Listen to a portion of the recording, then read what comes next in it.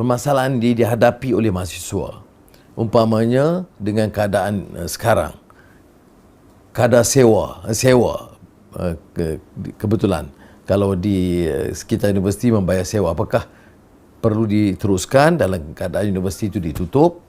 Keduanya tentang sara hidup, makan, minum dan sebagainya. Saya nak tahu tentang masalah yang dihadapi oleh mahasiswa secara umumnya di UNIMAS tu.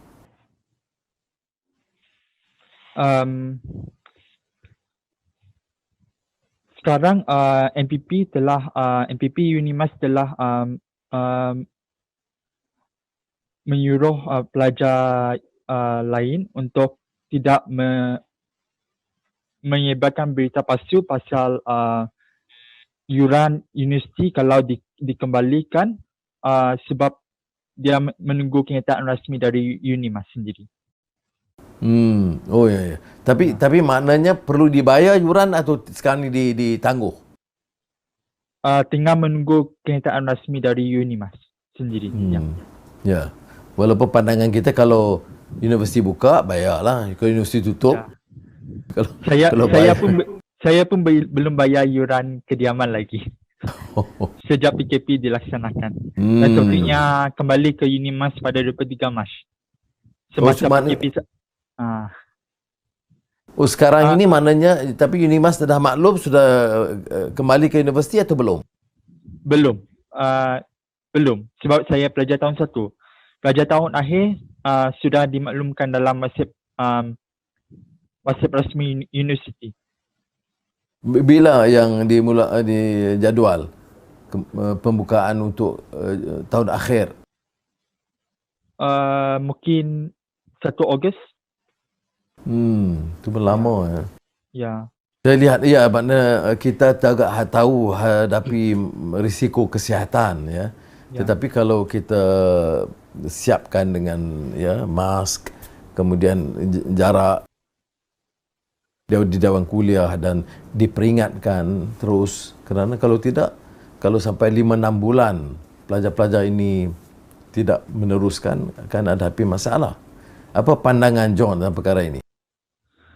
Yang saya pelik, kenapa pelajar intake baru nanti dia adalah antara golongan yang boleh masuk universiti untuk memulakan pengajian. Mungkin pengajian online tapi mereka dapat masuk universiti. Sementara pelajar kami yang akan masuk semester 3 ataupun masih semester 2 tapi kami online di rumah. Ya. Baik, kita pindah ke teruskan, sila. Maksud saya, pelajar intake baru nanti bulan September sepatutnya mereka akan masuk ke universiti. Mereka adalah antara golongan universiti, pelajar universiti yang baru yang dapat masuk universiti untuk memulakan pengajian. Sementara sebab itu pandangan kita umumnya, kalau boleh, ini tentulah urusan Kementerian Pendidikan Tinggi ya, tapi kalau boleh disegerakan langkah ini dengan keadaan yang sangat terbatas, dan kalau tidak menjejaskan ini satu generation ya. Ini generasi Y ini terjejas kalau pelajaran itu tertangguh 6 bulan, maknanya seluruh negara akan hadapi permasalahan yang berikut. Jadi kita tunggulah pengumuman, mudah-mudahan dapat disegerakan, bukan saja untuk tahun akhir tapi berperingkat untuk pelajar-pelajar lain juga. Saya akan pindah ke Saudara Syahrul Nizam. Syahrul ni sekarang ni Presiden Mahasiswa Keadilan Malaysia, tahun akhir, pengurusan perniagaan, juga Universiti Selangor, UNISEL. Jadi Saudara Syahrul, saya tanya masalah padanan kursus dan peluang pekerjaan, kerana masalah pengangguran ini sekarang meningkat. Saya jelaskan dalam acara berikut ini tentang rajah menunjukkan dia melonjak ke atas sejak bulan Mac, dan ini juga melibatkan ratusan ribu mahasiswa dalam soal pekerjaan. Boleh sentuh soal hal ini? Terima kasih Datuk Seri. Bismillahirrahmanirrahim. Berkenaan dengan pengangguran graduan ini adalah suatu yang membimbangkan. Jika kita lihat laporan daripada IMF, kadar pertumbuhan negara di seluruh dunia adalah sebanyak -3. Justru memberikan impak secara terus dan langsung kepada graduan-graduan yang baru saja habis belajar untuk cari kerja. Dia bukan itu sahaja Datuk Seri, dia termasuk dengan pelajar-pelajar yang mengikuti kursus praktikal di beberapa syarikat yang mana mereka terpaksa menangguhkan kuliah untuk internship kerana hal PKP. Jadi apabila PKP ini telah diangkat sedikit, dia ada permasalahan bahawa company-company ini dia tak nak ambil student internship sebab kalau kita ambil student internship dia memerlukan kos-kos untuk pembayaran allowance. Jadi adalah satu cabaran untuk graduan pada tahun ini, terutamanya saya lah pelajar tahun akhir yang akan bergraduasi tahun ini. Untuk mencari sumber pekerjaan, saya ijazah sarjana muda pengurusan perniagaan. InsyaAllah kalau tiada aran melintang boleh masuk ke dalam syarikat-syarikat besar. Tetapi permasalahannya apabila kadar pertumbuhan negara, kadar pertumbuhan dunia sebanyak -3, ia membantutkan syarikat-syarikat untuk memberi peluang kepada graduan dan fresh graduate untuk diambil bekerja.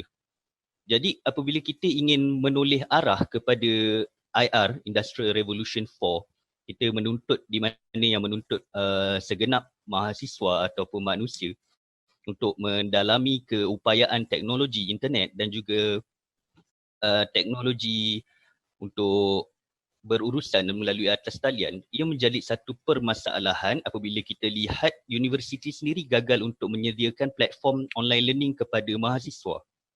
Tapi kita tak nafikan tenaga pengajar seperti pensyarah-pensyarah, profesor yang bertungkus lumus cuba untuk membantu mahasiswa terutama dalam subjek-subjek yang sukar melibatkan pengiraan, kalkulus. Mereka akan mencuba sedaya upaya untuk mencotetkan di atas kertas untuk mahasiswa belajar. Tetapi tidak dinafikan juga apabila berlaku wabak COVID-19 ini, ia menunjukkan ketidaksediaan universiti itu sendiri untuk menyediakan mahasiswa untuk terus kepada arah Industrial Revolution 4. Jadi adalah permasalahan apabila kegagalan universiti ini untuk menyediakan mahasiswa kepada Industrial Revolution 4 dan apabila keluar, mahasiswa tidak tahu bagaimana untuk capture this market, capture this new emerging market. Oleh itu kami di Mahasiswa Keadilan, kami menyedari bahawa permasalahan utama untuk mahasiswa-mahasiswa dan juga murid ialah melalui kelas-kelas online. Jadi Syamil Lutfi, saudara Syamil Lutfi daripada Mahasiswa Keadilan, Naib Presiden, telah berbincang untuk melaksanakan satu program cakna siswa di mana kita menggunakan pejabat-pejabat YB Keadilan untuk memberikan akses internet dan juga bahan-bahan untuk kita photostat dan juga print kerja-kerja sekolah. Seperti yang kita umum tahu, kerja-kerja sekolah yang diberikan oleh cikgu-cikgu perlu di print dan kadar untuk membayar kosnya sehingga RM1 satu helai. Jadi program yang dilaksanakan test pilotnya di Kedah dan kami telah berbincang dengan Datuk Johari dan juga saudara Firdaus, Ketua AMK Kedah. Kami telah berjaya melaksanakannya dan alhamdulillah dia telah memberikan manfaat kepada mahasiswa dan juga pelajar di sekitarnya. Dan terakhir kami juga daripada Mahasiswa Keadilan telah bersama membantu mahasiswa dan juga rakyat-rakyat Malaysia ketika musim PKP ini. Kami telah laksanakan program-program memberi bantuan kepada mahasiswa-mahasiswa di setiap kampus. Dan pada awalnya ketika berlaku PKP, dia terjadi masalah apabila pihak kementerian sendiri pun tidak tahu sama ada boleh duduk di universiti ataupun tidak. Itu yang jadi pelajar berkerumun di TBS. Jadi kami telah sediakan satu laporan mahasiswa di setiap kampus ketika awal pelaksanaan dan kami juga telah mengagihkan bantuan harapan siswa yang mana penyumbang terbesarnya daripada rakyat Malaysia yang menyedari bahawa mahasiswa-mahasiswa yang berada di rumah sewa ini kekurangan makanan. Jadi insya-Allah kami akan meneruskan usaha-usaha aktivisme ini untuk membantu masyarakat dan kami akan terus bersama dengan pimpinan mahasiswa yang lain di setiap universiti untuk kita sama-sama menyelesaikan permasalahan ini. Terima kasih. Terima kasih Syarul Nizam. Saya ingat cadangan itu baik, umpamanya selaras dengan pejabat Dewan Undangan Negeri atau Parlimen. Kalau di sekitar Port Dickson, silalah manfaatkan. Kalau tidak terbeban mahasiswa dengan kos yang agak meningkat untuk persiapan kertas dan nota kuliah dan sebagainya. Tetapi yang dicadangkan juga ya tentang cakna siswa ini ya, maknanya biar kita dengar sendiri siswa mengemukakan pandangan. Jadi setakat ini bagaimana kejayaannya? Setakat ini Alhamdulillah kita telah membantu di beberapa Dewan Undangan Negeri di Kedah, dan kita juga telah siapkan beberapa kertas kerja untuk dilaksanakan di Dewan-Dewan Undangan Negeri yang lain seperti di Selangor, di Pulau Pinang dan juga di Negeri Sembilan, insyaAllah. Saya dah berbincang dengan Ketua AMK di sana. Baik, kita pindah sekarang ke jauh pula ke Kota Kinabalu. Saudara Mahwan Rujih yang aktif dalam Siswazah, penolong Siswa Agung, penolong Siswazah Muda ABIM Sabah, dan tahun akhir Diploma Teknologi Makmal Perubatan Asia Metropolitan College Kota Kinabalu. Dia makmal teknologi makmal ni, maknanya kalau professionnya besok apa dia ya? Dia lebih kepada kerja dalam makmal yang run test COVID semua tu. Ya, itulah kerja kami sebenarnya. Tapi kami tidak begitu menonjol sebab kalau pergi hospital selalu yang orang kenal cuma doktor, nurse dengan MA. Selebihnya memang orang tidak akan kenal. Jadi kami di belakang tabir. Dan untuk itu saya nak jelaskan ya, saya akui sebab itu bila kita sebut frontliner, selalu orang sebut ni, kita sebut termasuk pencuci ya. Hospital tidak boleh berjalan tanpa pencuci. Pencuci itu bukan di belakang, dia cuci itu di ward. Begitu juga dengan pembantu makmal, pembantunya semuanya. Jadi saya ingat betul peringatan Saudara Mahwan bahawa jangan kita remehkan ya. Seolah beritahu satu doktor, nurses memang penting jururawat ya, tetapi dia mesti dilihat secara menyeluruh. Bagaimana ya pandangan? Betul lah, sebab bukan apalah, cuma kadang yang saya tengok di grup makmal sebenarnya dorang agak kecil hati lah, sebab yang selalu kena mention, yang kena bagi penghargaan selalunya lah nurse, doktor. Tapi dorang terlupa orang yang run service tu, orang yang run test tu, yang kasih tahu result semua tu, itu semuanya dari makmal sebenarnya. Kalau tidak makmal, actually benda kita tidak tahu. Contohlah, kalau dia ada satu penyakit sifilis, bagi satu contoh, dia ada simptom tapi doktor tidak tahu ini sifilis atau ini penyakit yang lain. Jadi dia kena hantar sampel pergi makmal juga. So bila sudah makmal run dan kita kasih sah yang dia ni positif sifilis, dan kita boleh bagi tahu doktor, iya pesakit ni dia positif untuk penyakit ni, begitu. Tapi dalam masa yang sama privacy untuk pesakit tu kena kasih tutuplah. Sebab kebanyakan orang sekarang dorang tidak jaga privacy. Ada yang keluar saja daripada tempat-tempat yang contoh makmal begitu, dorang kasih cerita, oh di kawan kau ada begini-begini. Sepatutnya even though kawan dia sekalipun, dia kena kasih tutup juga. Tapi nowadays banyak yang begitu, banyak yang kasih tahu yang, oh si Abu ada begini, si Ali ada begini. Ya kasih tahu penyakitnya, dan terkeluarlah semua begitu. Begitulah. Nah, ini terkait dengan soal akhlak dan etika lah. Dalam profesion manapun, tanpa etika itu kadang-kadang ada pelanggaran ya.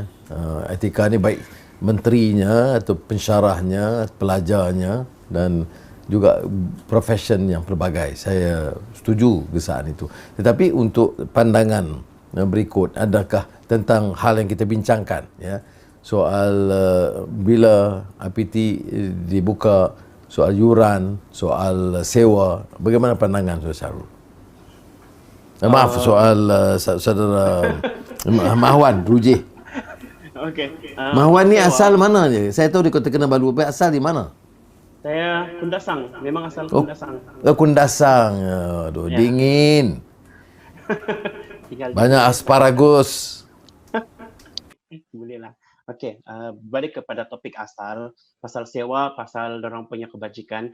Actually, saya adalah salah satu senior. Saya hanya seorang senior yang concern di college saya lah. Saya tidak tahu yang lain concern ataupun tidak. Tapi apa yang saya nampak adalah, first, dorang punya sewa. Okey, sewa dorang ni, dorang ada buat pinjaman PTPTN. Okey, pinjaman PTPTN ni akan kita bayar dengan college.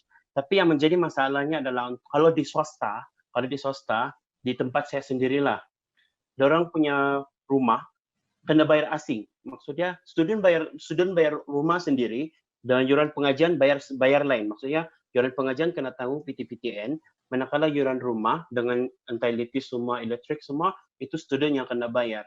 Okey, itu bagi saya kesian sebab dorang, kita tidak tahu background student di dari mana, ada yang kaya, ada yang miskin, ada yang mampu, ada yang tidak mampu. Jadi kesian begitu. Maksud saya mau tolong, tapi saya tidak tahu di mana platform yang betul untuk saya kasih tahu supaya student ni boleh kena bantu. Okay, yang pertama. Yang kedua adalah pengajian online. Okey, untuk pengajian online sedikit sebanyak bagi saya lah, bagi pendapat saya sendiri, walaupun saya punya statistik hilang, saya tidak tahu pergi mana, tapi pengajian online dapat membantu dalam 30% dari pembelajaran. Sebab kalau bagi saya lah, yang penting belajar daripada langsung tidak kena ajar. So kiranya lecturer itu tidaklah makan gaji buta begitu.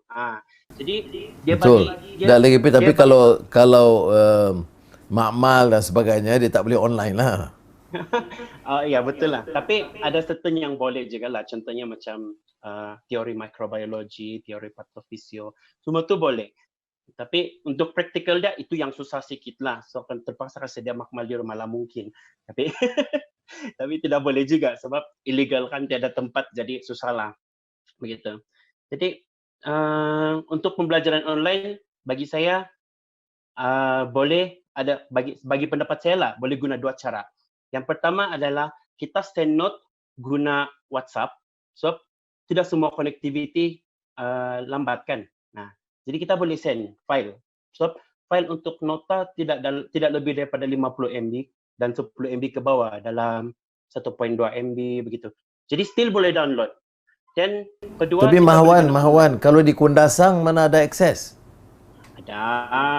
Kita boleh guna wireless. Ada wireless di sini. Tapi kena pandai cari tempat lah begitu. Mana tidak ya. Untuk tempat saya ni alhamdulillah di belakang sana tu ada satu pencawang Maxis. Jadi alhamdulillah syukur masih juga connection laju walaupun selepas gempa bumi hari itu ada terkurang sedikit lain dia. Tapi boleh lah, still boleh lah. Dan apa lagi satu tadi tu? Ya, tapi tak apalah, terima kasih. Maknanya yang kalau di KK okey lah, di KK lebih baik lah, macam kalau KK Kuching akses. Tapi kalau pergi ke Kapit, pelajarnya itu di Baram, itu masalah. Begitu juga di Kundasang ke, di Kudat ke, ya. Jadi tak sama aksesnya. Jadi walaupun boleh kita mulakan, tetapi ada terbatas. Baik, sebelum kita simpulkan, ya, kita akhiri, boleh bagi sedikit komen ringkas. Kita mula dengan Akilah. Okay, Bismillahirrahmanirrahim. Minta maaf line saya tadi hilang sekejap. Saya tak tahu kenapa. Okay, jadi menariklah perbincangan yang dibahaskan oleh sahabat-sahabat mahasiswa sama ada daripada AMK, daripada MKM sendiri. Dan saya tertariklah dengan berkaitan dengan intern. Itu kalau di company, tapi kalau di sekolah, yang kena intern di sekolah seperti ambil jurusan pendidikan, memang sampai sekarang kami masih menunggu panggilan untuk masuk ke intern. Sebab kalau tak intern, tak boleh nak convo. Jadi maksudnya banyak kekangan, dan saya rasa kita perlukan SOP yang segera untuk pelajar-pelajar yang intern di sekolah dan juga di company luar lah, supaya perkara ni tidak berlarutan dan pelajar tidak tertanya-tanya. Sebab saya nampak sekarang ni KPT sangat lambat, maafkan saya lah, saya tak sejujur je. KPT sangat lambat mengeluarkan kenyataan. Bila student dah marah barulah nak keluarkan kenyataan. Macam kita nampak lah isu pelajar tak balik ke kandas di kampus, bila dah ramai yang bising di Twitter barulah bergerak, barulah keluar kenyataan. Dan bila ada isu student lapar dekat kampus tak dapat bantuan makanan, barulah Okay, bismillahirrahmanirrahim. Jadi komen ringkas berdasarkan perbincangan kita menyedari bahawa keperluan untuk kita melonjak kepada IR4 adalah satu yang amat penting, tetapi kita jangan lupakan masyarakat yang berada di pendalaman, di luar bandar yang mempunyai konektiviti internet yang agak lemah. Seperti minggu lepas saya telah turun ke kampung Felda Sungai Tengi di Hulu Selangor dan memang konektiviti telefon juga agak mustahil untuk didapati. Jadi ia menjadi satu permasalahan apabila saya cuba untuk sampaikan bantuan printer untuk ketua kampung print kerja sekolah, tapi line internetnya tak ada. Jadi kita juga tak boleh nafikan kelemahan kementerian IPT seperti yang saudari Nurul Akilah katakan tadi, kelemahan daripada YB Dr. Noraini sendirilah untuk bertindak balas kepada setiap permasalahan isu mahasiswa. Dan apabila mahasiswa bersuara, barulah dia cuba melaksanakan sesuatu untuk kebaikan mahasiswa. Seperti contohnya apabila kita telah mengeluarkan kenyataan bersama mahasiswa Malaysia, di mana dalamnya ada mahasiswa keadilan, mahasiswa amanah, PKPIM, Belia Harmoni, mahasiswa UMNO dan juga mahasiswa PAS, barulah kementerian hendak melaksanakan perubahan. Kalau tidak, sampai sekarang tak ada. Kami cuba juga untuk mendapatkan satu lagi kenyataan media untuk minta menteri turunkan harga yuran di IPT, tetapi masih tidak mendapat maklum balas daripada mahasiswa di seberang sana. Jadi isu sewa rumah juga memainkan satu permasalahan kepada mahasiswa kerana umum kita tahu walaupun tak duduk dekat rumah sewa tapi rumah sewa masih juga kena bayar. Dan meskipun kerajaan telah umumkan moratorium, tetapi mahasiswa yang menyewa nampaknya tidak mendapat pun sebarang faedah daripada moratorium ini. Dan isu yang terakhir adalah berkaitan dengan isu yuran yang perlu kita sedari bahawa mahasiswa bukannya datang daripada keluarga yang elit, keluarga yang kaya. Kebanyakannya datang daripada keluarga yang susah, P40, M40. Maka pihak universiti dan juga pihak kementerian sendiri harus berbincang bagaimana untuk menangani permasalahan ini. Terima kasih. Baik, terima kasih. Selalu kadang di antara pengumuman yang lunak ni, saya dalam Facebook Like selalu saya peringatkan, di antara pengumuman yang lunak dan dasar yang baik dan pidato yang memukau, itu berbeza dengan kenyataan di bawah. Sebab itu saya pilih untuk bertemu sendiri dengan Akar Umbi yang Facebook Live yang lalu. Saya bicara langsung dengan pihak penjajah, dengar dia sendiri ya. Daripada pengumuman menteri, semua orang tahu ya. Ini penting. Baik, kita Saudara Mahwan. Okey, kalau saya paling simple lah, saya ambil intern saja. Sebab intern dah penting kan, kalau kita mau kerja, kita perlu pengalaman, at least 1 tahun ataupun ada pengalaman dalam bidang yang kita ceburi. Okey, dan sepunya cadangan jalan. Kalau lah boleh ni dorang kasih apalah, dorang kasih sedia tempat, dorang cari tempat intern untuk student yang baru habis. Maksud saya yang dorang belum intern, yang belum intern tu dorang kasih replace di mana-mana untuk intern, kasih try, bagi percubaan. At least ada 3 bulan pun tiada masalah sudah. So dorang kalau belajar teori saja dalam perubatan, belajar teori saja tidak memadai, sebab apa yang kami belajar di teori dengan praktikal dia totally different. Contohnya macam hari itu kami kena introduce Simon, tiba-tiba masuk praktikal bot terus tidak tahu macam mana menggunakan mesin tu. Jadi nanti kalau dorang kerja, tiba-tiba dorang dapat peluang lah, dorang tersangkut sikit, dapat rezeki, dapat bekerja, dan dorang tahu, oh di sini saya familiar, saya tidak perlu risau. So tinggal just belajar mana yang advance saja lagi. So kalau student usually dorang kena provide yang bukan advance, basic saja. cara Baik. kasih urus sampel. Baik, jelas tu maknanya ini soal padanan di antara latihan atau kursus dengan tempat bekerja. Ini disebut terlalu misfit kadang-kadang ya. Di antara apa yang dipelajari dengan apa yang diperlukan oleh industri dan kalau kita perluaskan. Jadi saya ucap terima kasih lah kerana pandangan saudara yang hari ini yang menyentuh soal yang cukup luas ya. Ada yuran, sewa, pelajaran, soal mismatch dan sebagainya. Terima kasih banyak dan mudah-mudahan memanfaatkan waktu dengan sebaiknya. Baik. Datuk Seri, saya nak sampaikan pesan terakhir. Saya rasa saya mewakili mahasiswa di seluruh Malaysia lah dan juga rakyat Malaysia. Kami berharap Datuk Seri dan juga Pakatan Harapan lakukan sesuatu lah untuk selamatkan Malaysia sebab dia tahu sudah terlalu bobrok sangat apabila kekayaan negara dia agih. Tidak InsyaAllah. InsyaAllah Sedang dirangka dan diusahakan. Terima kasih. Doakan, Datuk Seri.